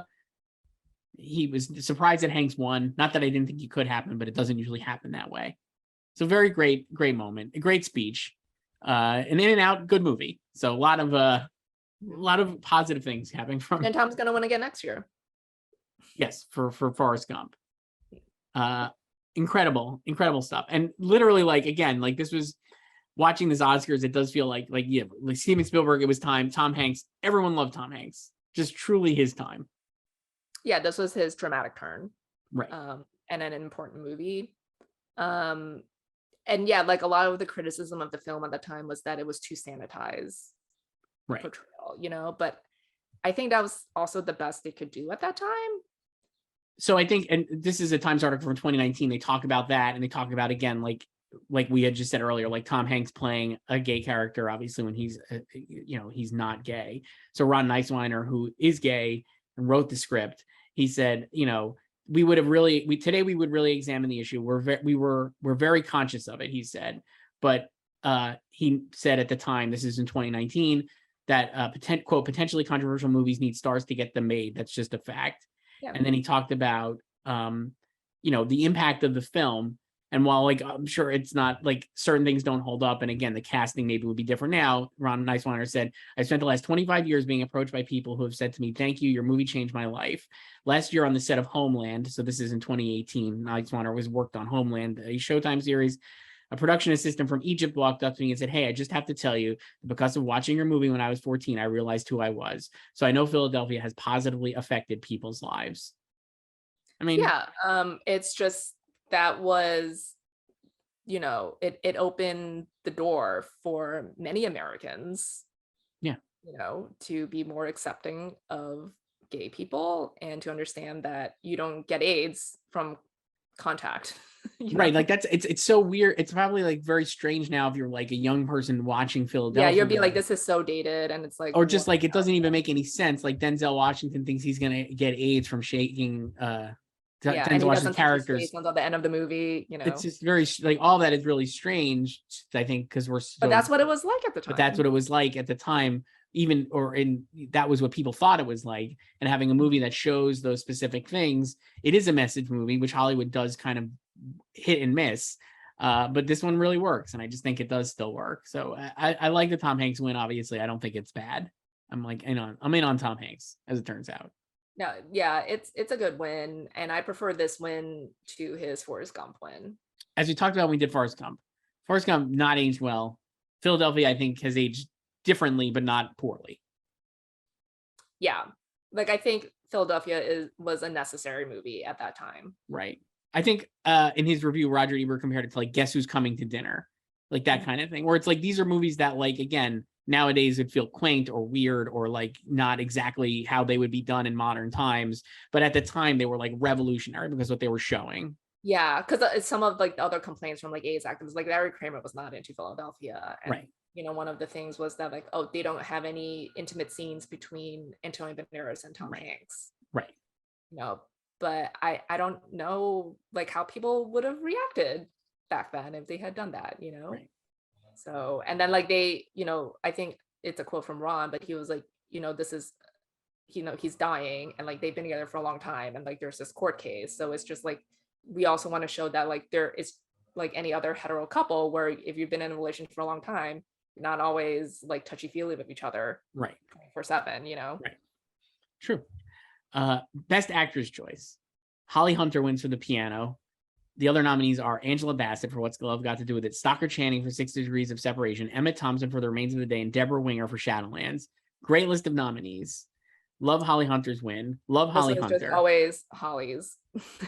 Truly a dominant force. You won wrote down other names though, because I obviously would. Meg Ryan and Sleepless in Seattle. Yeah. Would have put her in. I don't know who I would have knocked out. Probably Deborah Winger for Shadowlands. No offense to Deborah Winger. Love her. But yeah. I would love to see Meg Ryan in here.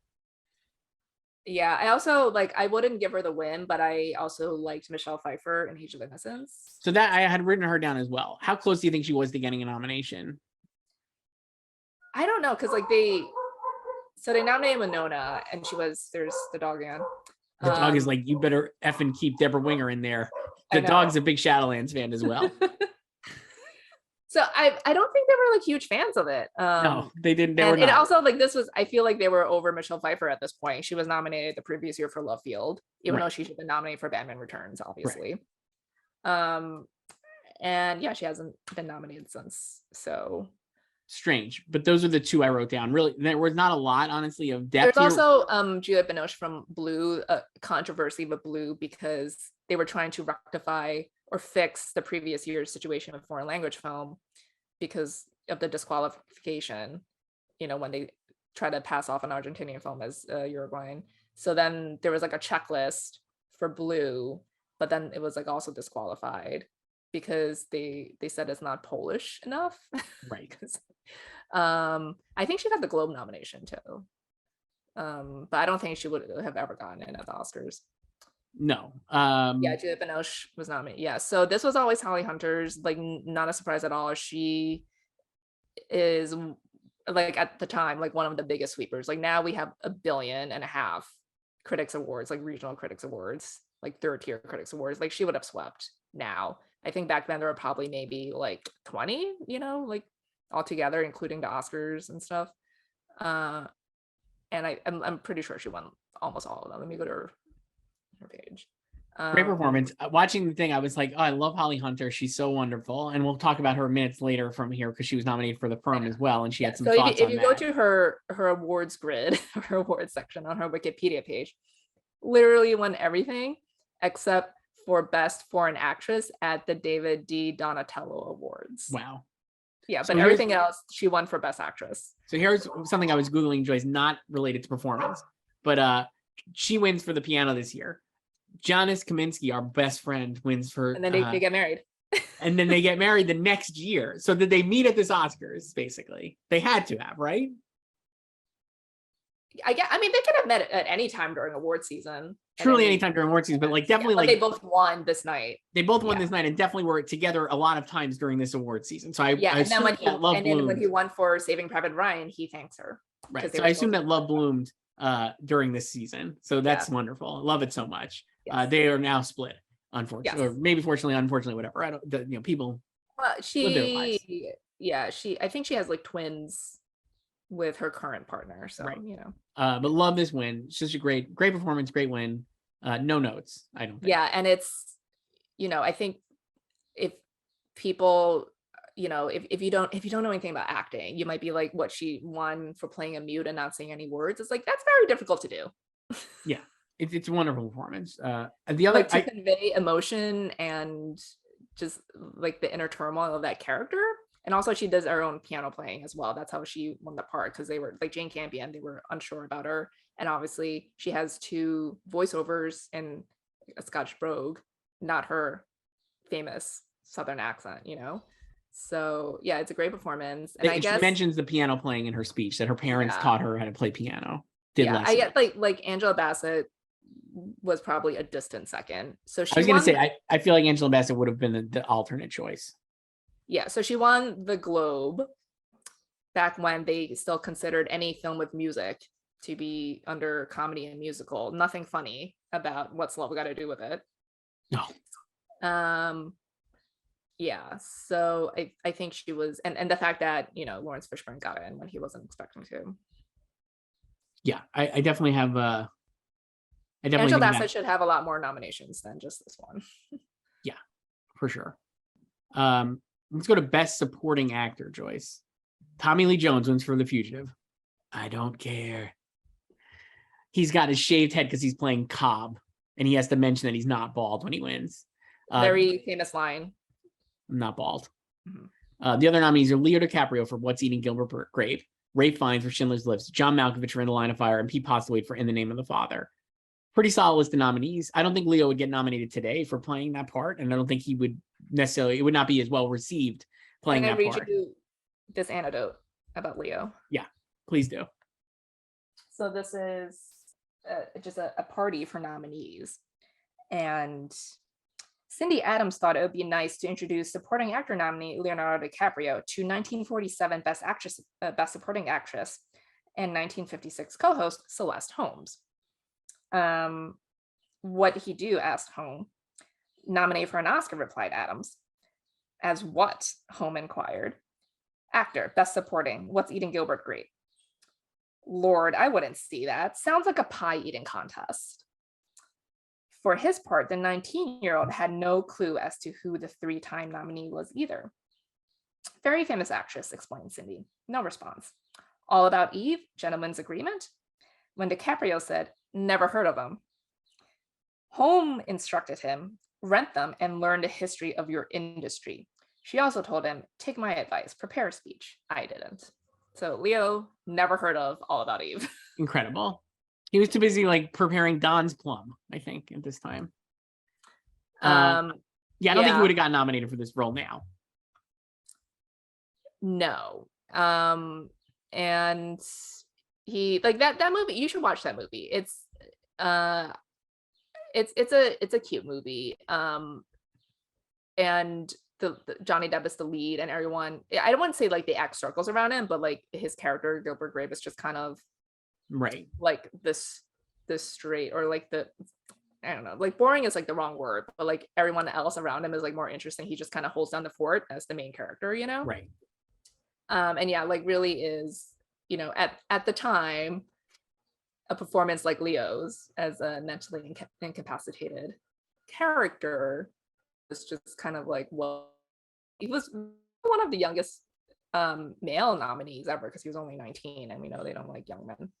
So I love Tommy Lee Jones. I think Ray Fiennes is great in Schindler's List, and Ray Fiennes should have an Oscar, but I don't think he should have had an Oscar for Right Now, I guess. So you wouldn't give it to him for Schindler's List? No, I would have given it for Grand Budapest Hotel, actually, which we'll get to maybe 5 years from now. Because I think if you ask most people, especially film Twitter, they're very upset that he did not win for Schindler's List. I think Tommy Lee Jones is amazing in Fugitive. I think if Ray Fiennes had won for Schindler's List, I'd be completely fine with it because it is an amazing performance. Yeah. And I don't know, like I know some theories is like, oh, obviously he's like too evil, and it's not the fun evil like Christoph Waltz and Inglourious Bastards, like the mustache twirly evil, like he's a legit real life Nazi. Yeah. But I don't, it's like, neither he nor Liam Neeson won. Right. So it's like, this is just one of those best picture sweepers that does not win for its lead or even any acting award. Like, even English Patient won supporting actress for Juliette Binoche, another Ray Fiennes film. And I do love that Tommy Lee Jones won for The Fugitive of all films. And it's not like he was numerically overdue for this. He wasn't like an Al Pacino, like on his 8th nomination. He was just nominated for JFK, but obviously people know who he was, well-respected actor, and this was a huge hit. And that was a great performance. And I also, like, some wins or nominations, I love when you can tell that when these people were making the movie, they had absolutely no Oscar aspirations. Like, you cannot convince me that when they were making The Fugitive, they're like, we're going to get a Best Picture nomination, we're going to get Tommy Lee Jones an Oscar. It's like the same thing with My Cousin Vinny, Like, some movies, actually, when they're announced, like when you just read the log line, you're like, that's an Oscar movie. Like, they want an Oscar, I actually thought of this was a time when the Oscars were giving Oscars to performances they actually liked, not because they felt like they had to. So like Marissa Tomei winning and Tommy Lee Jones winning, we should see more of that, I think, because it's like those are like mainstream movies that like people just were like, I love Tommy Lee Jones, and he was great. And then I feel like if you tell people now that Tommy Lee Jones won an Oscar for The Fugitive, their minds will be blown. Right. Who else did I have? And Malkovich is another one I was thinking of, another great similar performance, I think, to Tommy Lee Jones, where it's like, it's a mainstream down the middle entertainment that it's like a very fun scenery chewing bad guy role. And why not get him nominated? I wrote down other people, Joyce, as you'll be surprised to know. But not a lot. I had Jeff Goldblum for Jurassic Park. If we're doing John Malkovich, and we're doing the dog does not like Jeff Goldblum. Damn, that dog does not like Jeff Goldblum. But I don't know. I'm like, he rules in Jurassic Park, and why not? Why not Jeff Goldblum? We could just populate this entire category with populist. The other ones I had were Val Kilmer for Tombstone. He presents. It's a great performance as what's his face? Who's he play, Joyce? Wow. I have not watched Tombstone in forever. Doc Holliday. Holy shit. How did I not remember that? Wow. Sorry. And like Kurt was Wyatt Earp, right? Yeah. I had Ben Kingsley for Schindler's List as well. It seemed pretty easy that he could have gotten in as well as a double nominee, or the movie getting double nominees here. The other one I wrote down that I felt like was flashy at the time and kind of like one of those guys who was like, hey, shouldn't we give him an Oscar, was Sean Penn for Carlito's Way. He is like really good in the movie, and it's like a very high-strung performance opposite Pacino. I think the Globes gave Carlito's Way multiple nominations. It's not a bad movie. It's actually pretty fun, but and I mean, Denzel, if he would have run here. Penelope Ann Miller. Right. And Denzel, if he would have run here, I think could have gotten in easily. Especially based on the list. I think he could have as well. But he has no regrets, so no, it's fine. No. Best supporting actress, Joyce. I'm gonna read because you sent it to me, and I will. It's a great quote from Holly Hunter. Holly Hunter and Emma Thompson are both nominated here. They're also nominated for Best Actress. The nominees are Anna Paquin. In Oscar history this has happened. Double nominees in 2 acting categories. Hang on, let me find it. This is scintillating stuff. Let's see. Wow, how did I lose it already? Wow, did you delete it? No, I didn't delete it. Well, anyway, I'll keep scrolling. The nominees are Anna Paquin wins for The Piano, Holly Hunter for The Firm, Rosie Perez for Fearless, which, as we talked about, she probably should have gotten nominated for White Men Can't Jump the previous year. But then they give like the follow-up nomination here to her. Winona Ryder for Age of Innocence, the only Age of Innocence actor like recognized, and then Emma Thompson for Name of the Father. Here's the quote from Holly Hunter, who was nominated for Best Actress for The Piano and won, obviously, and then she played, this is an Inside Oscar quote, Gumshoe Gary Busey's floozy secretary in The Firm. You can't get away with that now, Joyce. I don't think they would describe her character as that now. Thompson nominations were for Remains of Day and The Name of the Father. Hunter told the Los Angeles Times that the double nominations for Thompson herself indicated to her that the supporting category was the weak link this year. Quote, they had to stretch it out to cover all the bases. It was like using Hamburger Helper. Now, I just rewatched The Firm. I got to say, Holly Hunter is a hoot in The Firm. She's Very delightful. entertaining. She's got 3 scenes. It has no business getting nominated for an Oscar. And I haven't seen The Name of the Father in a long time, but hiding under a desk. her second scene, she's hiding under a desk because she's about to hook up with Gary Busey and he gets murdered. And then later she's like kind of on the run. She has one like really charming scene at the very end with David Strathairn. That it's just not a performance. It's a very fun movie and like she's really fun, but it's like not an Oscar performance, I would say. It's a lot of, I guess, maybe just leftover piano love for her. I think it's a lot of leftover piano love, and I actually do think she's incredibly likable in the movie. She just is so likable. And I think people liked her. Well, similarly, Emma Thompson, as we were saying like last week, when she won for Howard's End, it was the start of her rise, right? To worldwide fame and success. Without Kenneth Branagh, although he wasn't at the ceremony this time, he wasn't last year. And yeah, she also has a quote in Oscar where she's like, "Oh, like I know I'm losing Best Actress to Holly. Like it would be wrong if I win. Like just like Schindler's List and Tom Hanks, everyone knew Holly Hunter was winning Best Actress." And so Emma, nominated here for In the Name of the Father, she comes in like the last act of the movie. She's the lawyer, and I mean like a lot of screaming and yelling. But still, like she's and it is a supporting turn, by all means, but it's like she just comes in at the end. So it just kind of felt like, oh, we love Emma Thompson right now too. So the problem, I guess, here is that who else would you put in? I had a tough time coming up with alternates. I literally, here's who I wrote down 3 names, Joyce. Rosie O'Donnell for Sleepless in Seattle. I really like her in Sleepless in Seattle. So she's at the Oscars. She actually does a really cute bit when they bring her out. Like Whoopi actually introduces her as like, here's another stand-up comic turned like actor and like blah, blah, blah. And then Rosie O'Donnell does a really funny bit where she's like, it was such a great honor to be asked to present Best Picture, Best Actor, and Best Director or whatever. Should have known it was not real. Or it's just very funny. She's got really good timing and she presents like live action short and animated short, I believe. But she's great in Sleepless in Seattle. It's a great performance. She's so fun. It's like the quintessential like rom-com best friend role. Mm-hmm.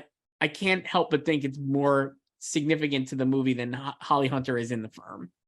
So it is because she's the sounding board for Meg Ryan. The other people I wrote down were Laura Dern for Jurassic Park under the Jeff Goldblum auspice. Though I don't even think she's like that memorable in Jurassic Park. She's fine. And then Sally Field and Mrs. Doubtfire. They like her, Joyce. They really like her. Well, since you didn't see this movie, I have Darlene Cates from What's Eating Gilbert Grape. Really great performance. Not an actress, and she sadly died a few years ago. But it's a really good performance, so you should watch it for her, if not for Leo's Oscar-nominated performance. So tough category. Anna Paquin wins. Holly Hunter is thrilled for her. It's very sweet. Also Emma Thompson sitting behind very them. Sweet. And then Anna Paquin gets up there and just is frozen, which is so sweet. Amazing. I thought it was like really cute because she's just so nervous. And then she gives a very, very nice speech. I thought like very cute. And it's just wild that Anna Paquin. Like 20 seconds. And I'm like, I would do that. A memorable outfit. I feel like her hat and like her clothes are like burned in Oscar's memory forever. Oscar cast memory.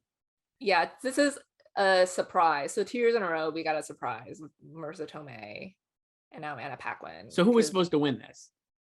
Winona, because she won the Globe, and also it felt like she was ascendant, because the following year she'd be nominated for Little Women. Right. And yeah. But I guess the problem with the movie is here, and another sign when we see this over and over again, The Piano they liked. They did not like Age of Innocence. That's the difference, basically. Yeah, they liked The Piano, did not like Age of Innocence. And I remember watching this live and being like, wow, a child won an Oscar, because I was not alive for Tatum O'Neal. So I was like, that's cool. And, and it's great. Anna Paquin, very successful career. It feels like really nice when that happens. Like, she definitely is. I mean, I don't know if she's ever had a performance as good as The Piano. I think she's gotten like a lot of good movies though, and like really done good work. I remember seeing Fly Away Home because I knew she won the Oscar for The Piano. Right.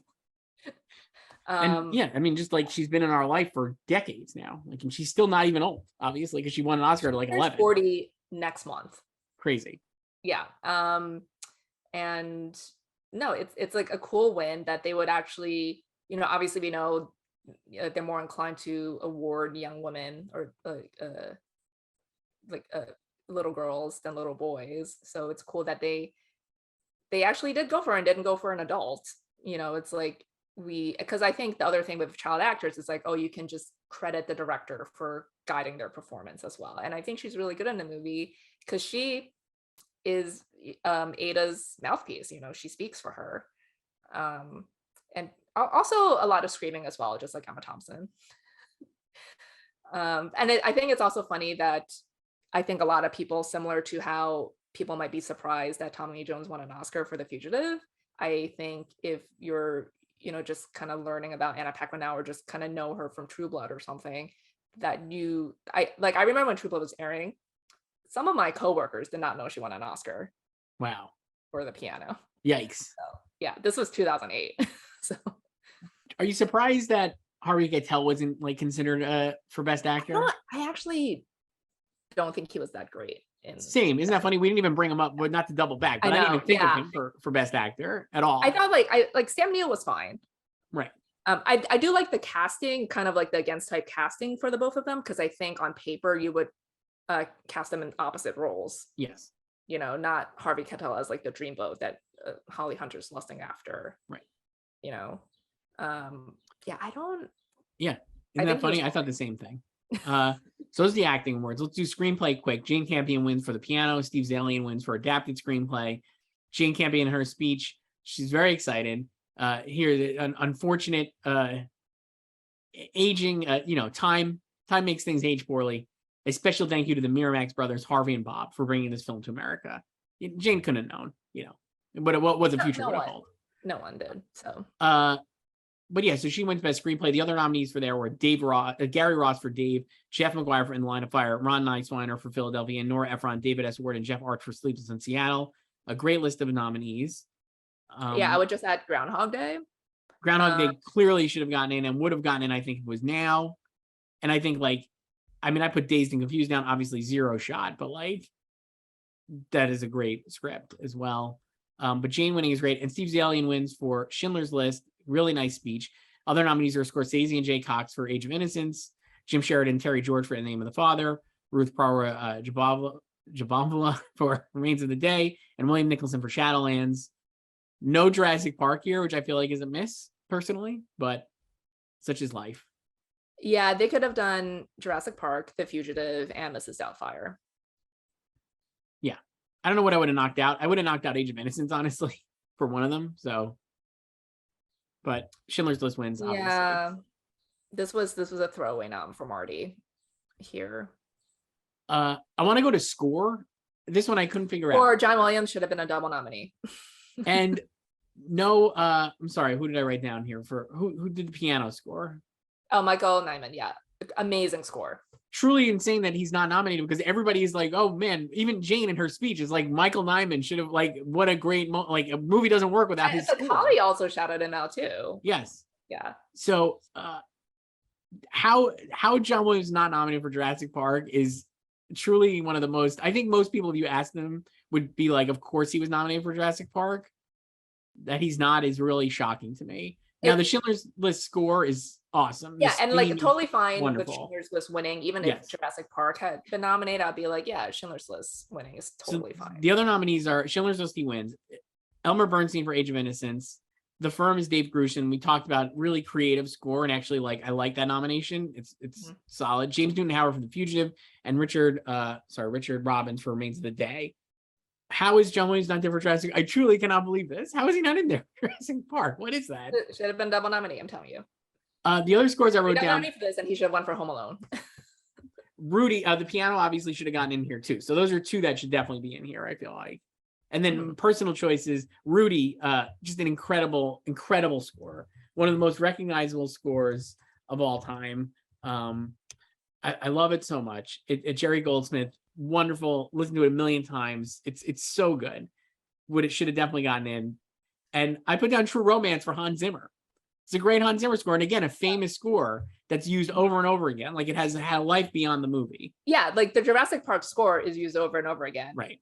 Yeah. I feel like that more so than the Schindler's List score. Yes. Though the Schindler's List score, I think, is, like we said, the problem is not the right word. But the thing is, like, you got to really be in the right frame of mind. It's very tied to the movie. Yes. And it's not, I guess, like, universal is not the right word, but it's not it's not a multi-purpose score. Right. Really love this score though, and the theme is great. I will say. I don't know why the piano wasn't nominated. I don't know. It feels know. weird. Yeah. But song, we got double Philadelphia here, and then our guy Bruce wins. So Bruce wins, standing ovation. Everybody very excited for Bruce to win. truly, like, lit up. Whitney Houston gives it out, which I thought was fun. Mm-hmm. And then she said she volunteered to recap all the nominees by singing all the songs. And people are like, whoa. And then she's like, I'm just kidding. I'm like, you should have done it. They should have actually done that. Also, here, 1, 2, 3 of these nominees, 3 of these 5 star Tom Hanks, or from films starring Tom Hanks, because you have Double Philadelphia with him, with Bruce, and then you have just Philadelphia from Philadelphia by Neil Young. And then you have A Wink and a Smile from Sleepless in Seattle by Mark Shaman and Ramsey McLean. Right. And then other nominees were, again, from Poetic Justice by Janet Jackson and Jamie Jam and Terry Lewis.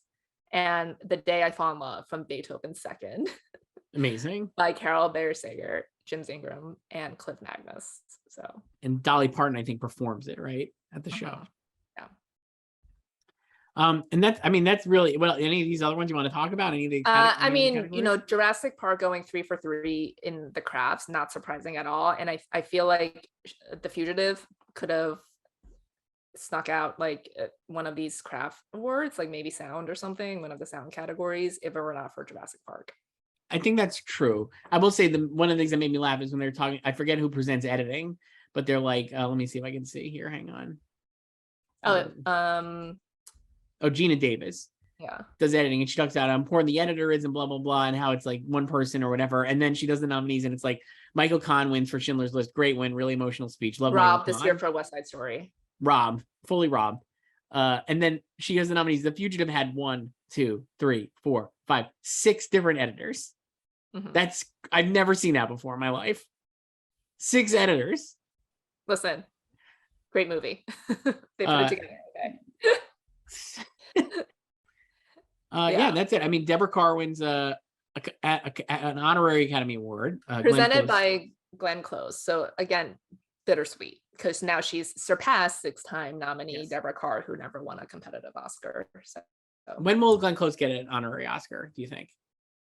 I don't know. Well, the other problem is the Academy waits way too long to honor these legends, or like these aging legends. Well, they did Samuel Jackson last year, right? So or this year. But when do you think they'll give? I mean, like Glenn Close could conceivably get one in the next 4 years, I bet.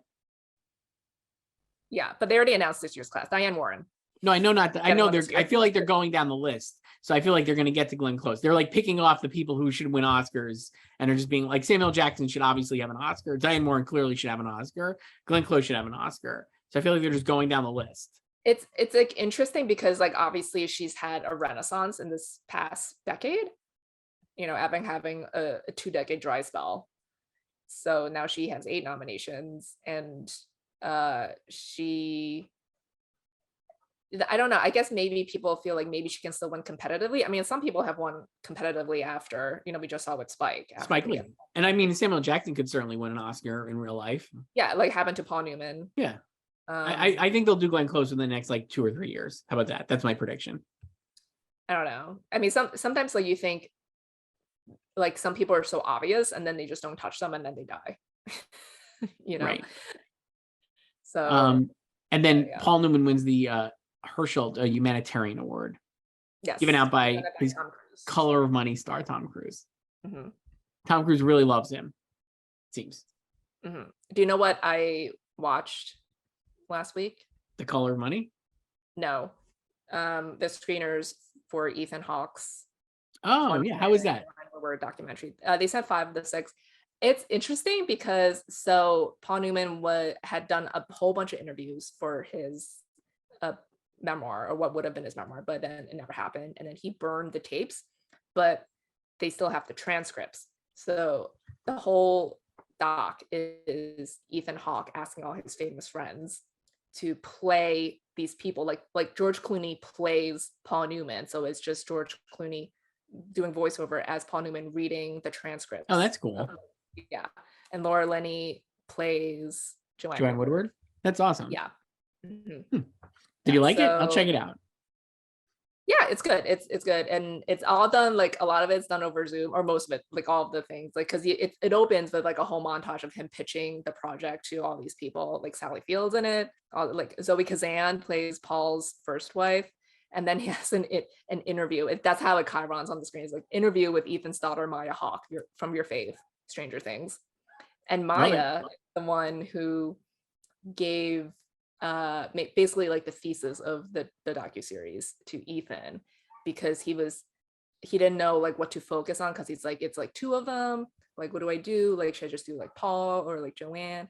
And she's like, oh, one thing you told me, like when I once asked you for relationship advice, was that in a relationship there's a third person, because it's the relationship itself, because it's like these 2 people together, that's like a whole nother person. And then he's like, that's what it's going to be about. So this is because of Maya Hawke. Wow, love Maya Hawke. Look at that, she's having a great year. Mm-hmm. Clint presents best director. We could do that quick. We talked about director, but Clint, one of the things I just was like laughing because he's just like kind of a dick. I feel like he opens it up and he goes, "This is a big surprise." And Steven also there was Spielberg. a cheer before he says Steven Spielberg. Steven Spielberg for Schindler's List. And so, like, do you think Steven thought, oh no, I lost? I actually do. I watching it, I actually did. That's why I thought he was kind of a jerk, because like Steven Spielberg clearly wanted it so badly and like was expecting to win.